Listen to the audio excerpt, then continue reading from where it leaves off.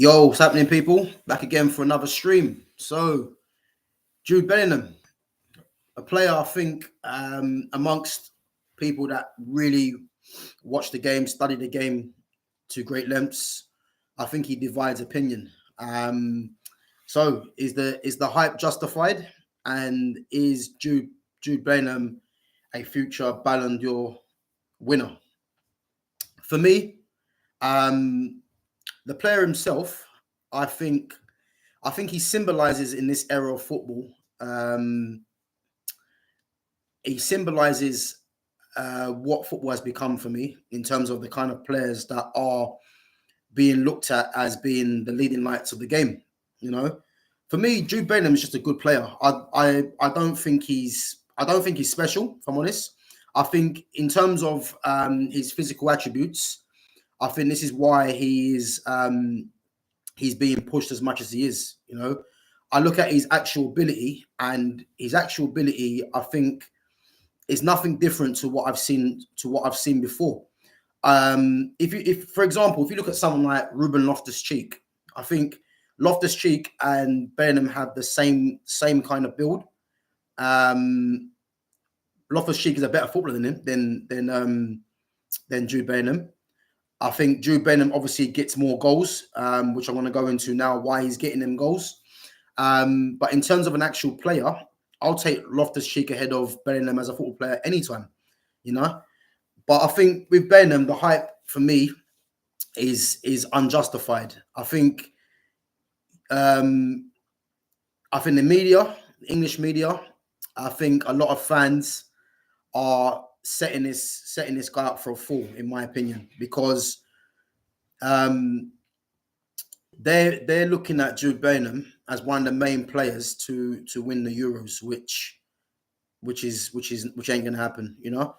And as I said, I think I said something on Twitter when England played Belgium. Now, for me, the fact that Jude Bellingham is playing in number 10, similar to what Man United are doing with Bruno Fernandes. So they're playing players that are number 8s, box-to-box midfielders, playing them in number 10s. Now, from the era that I'm from, number 10s were your mercurial best player, the player that everyone would look at to make things happen, whether it be a through ball, whether it be taking on your man, skillful. And if you look at the makeup of both of these players, Bruno and Bellingham, they're both players that their best work is done off the ball, in terms of being a third man runner. So it's sad to see that the number 10 position now has turned into that for me, and so I think with Bellingham, he does highlight an issue in football now, whereas you don't see too many mercurial number 10s. And as I mentioned on Twitter, on the England-Belgium game, you have actual number 10s in James Maddison, Jack Grealish, Eze, Phil Foden, even a Jadon Sancho, he can play as a number 10 as well. You have mercurial talents like that, and they either don't get a look in, or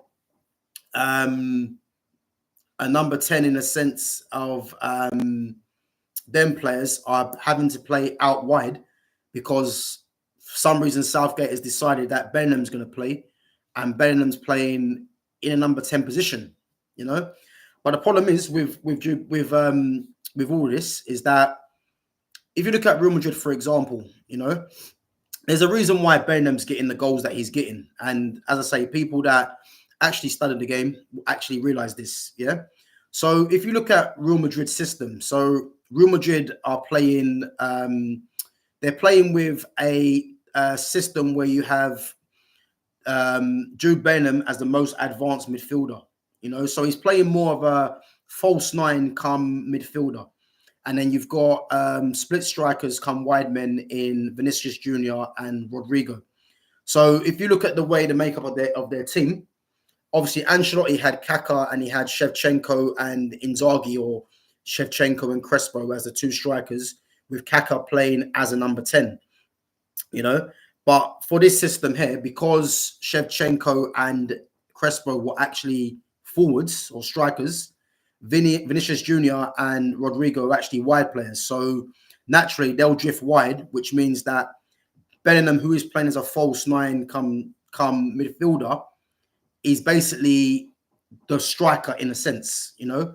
So he's doing a lot of the third man running, which is where his goals are coming from. Now, the issue is when Real Madrid have a striker in there, so obviously there's links with Mbappe. So if Mbappe does come into the team, well, when he does, if he comes into the team, there's no way Jude Bellingham is scoring at the rate that he's scoring at, because precisely there's a vocal point striker in the team.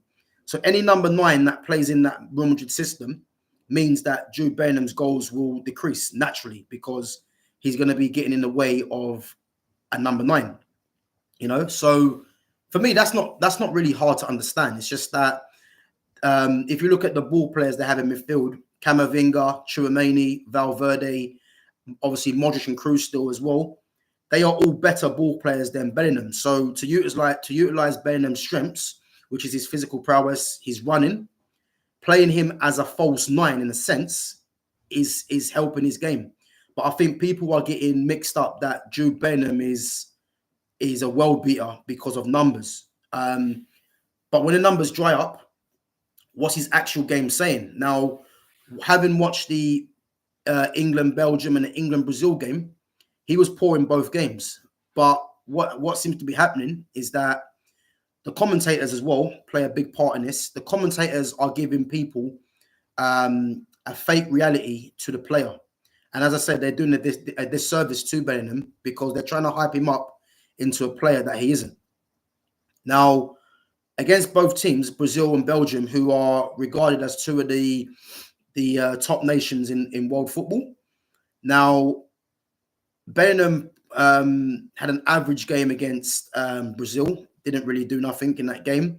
And in the Belgium game was even worse. Now, because he got the goal at the end, which is reminiscent of the goals he has been scoring for Real Madrid, people automatically think, oh, Bellingham played well. And that's the problem in football now, because it's all about numbers. People disregard performances for numbers. And as I said, having watched football, having played football for numerous years, the game never used to be about this. And it's frustrating to see, you know. But as I said, going back to the Real Madrid, as soon as they get a central striker, his goals will dry up 100%. It's like for England, if Harry Kane plays as the number 9, because Harry Kane likes to drop back, obviously Bellingham can do the third man running. But obviously, naturally, Harry Kane will be in the positions that Bellingham wants to be in, which means someone's going to miss out. And arguably, Bellingham's going to miss out because Kane obviously is notorious for scoring goals, and Kane will already be in that position, you know? So it's just one of them things where, yeah, he's scoring a few goals at the moment, but don't let that blind you to actually seeing what the player actually is, you know?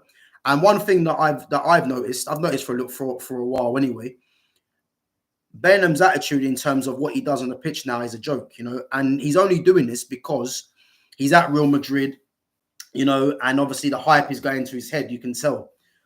There's numerous times in that game against Belgium where a left back or a wide man will have the ball and Bellingham's trying to go over to them, taking up their space, trying to ask for the ball. And to be honest with you, that kind of attitude there, I mean, if you're a top player in terms of a mercurial talent like a Zidane back in the day, Ronaldinho, even these guys weren't doing it. The players were just giving them the ball because they knew the talent they possessed. But what Bellingham's doing, Bellingham's trying to believe in his own hype, and he's trying to take the ball off of players' toes. When you actually think about it, he's actually not only is he disrespecting his players by doing that, he's drawing players over to him. And the fact of the matter is, Bellingham isn't that kind of player to be picking the ball up from deep and just running through everyone with skill, you know. So the fact that he started to do that is a big problem because he's believing in his own hype. And when it comes to tournament, if he does that, I believe that's going to cause problems because what he's doing there is belittling his players by saying, look, give me the ball, make things happen. But he isn't that type of player. So a little while with England now. Ever since he became a main starter, he's like trying to be the go-to guy. And for me, I blame that on Southgate, because Southgate should have identified that Bellingham isn't that type of player. You know, for me, if I'm England manager, I don't play Bellingham. I don't. I play Declan Rice, and I play the emergence of Kobe Minu has to play there next to Declan Rice. And then the number 10 for me would be either Eze, Maddison, Grealish, or a Foden. You know, either one of them 4 players for me has to play in there as a free spirit kind of player to create and go and play their game. I think the fact that they're giving it to Bellingham, who is a box-to-box midfielder, for me, is a big problem. And he's going to continue that in the Euros. And you're going to find when England come up against the best teams in the Euros, they're going to struggle, because Southgate ain't going to change it, you know. And the fact that Bellingham has a number 10 shirt on his back as well, and you're seeing the likes of a Maddison on the bench, a Grealish playing out wide on the left, Eze not in the squad, and Foden. Even if you look at Foden, look what Foden had to do. Foden started on the right, weren't getting the ball, drifting in centre to go and pick up the ball.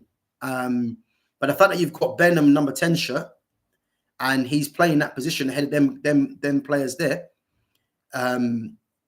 is shocking, to be honest. So yeah, do I think Balon d'Or shouts are justified for Bellingham?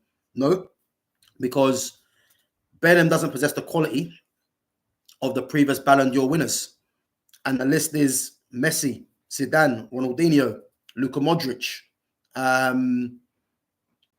Even players that didn't win it, i.e.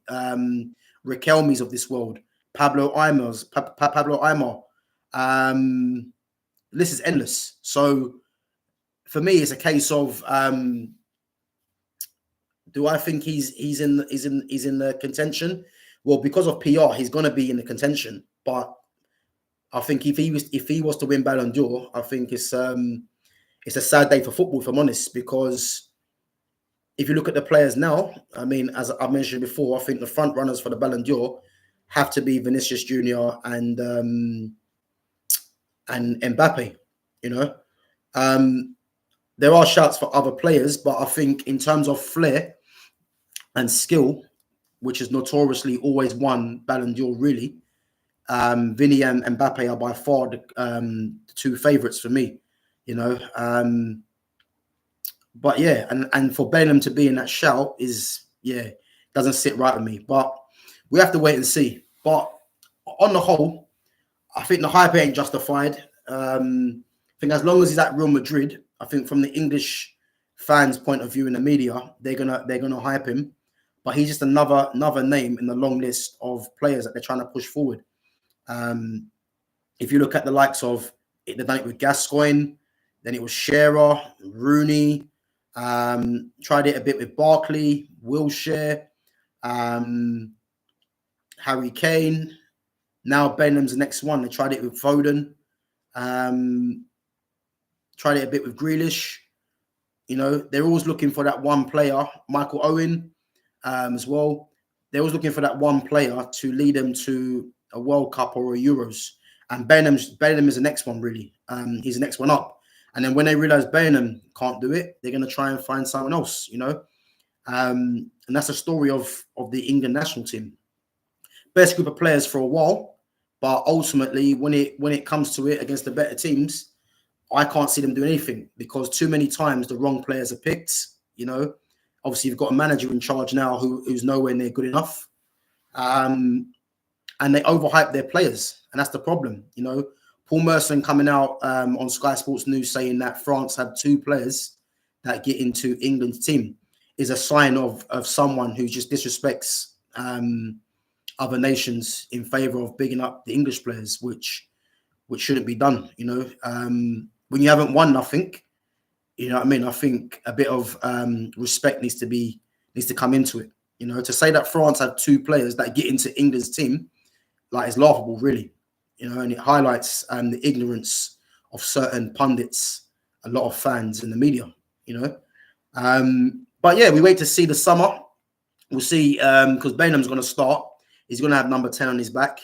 But don't be surprised if England meet one of the top teams and they go crashing out, if they persist with Bellingham playing at number 10, because he's not a number 10. He's a box-to-box midfielder. And I believe the fact that he's got the hype at Real Madrid, Southgate's under pressure now to not play him in that position, because he's going to play him, but playing him as a box-to-box midfielder next to Declan Rice, he's going to think he's too good for that. So, yeah, it's gonna cause problems, you know. So we have to wait and see. But yeah, so that was my take on the Jude Bellingham. Yeah, if you got any differences of opinion, any comments, be sure to drop them in. I'm going to be back on Sunday evening to do the Man United and Brentford match reaction. Don't forget to smash the like button, and don't forget to subscribe to my channel at Gav Goes In. And I'll catch you on Sunday. Take it easy.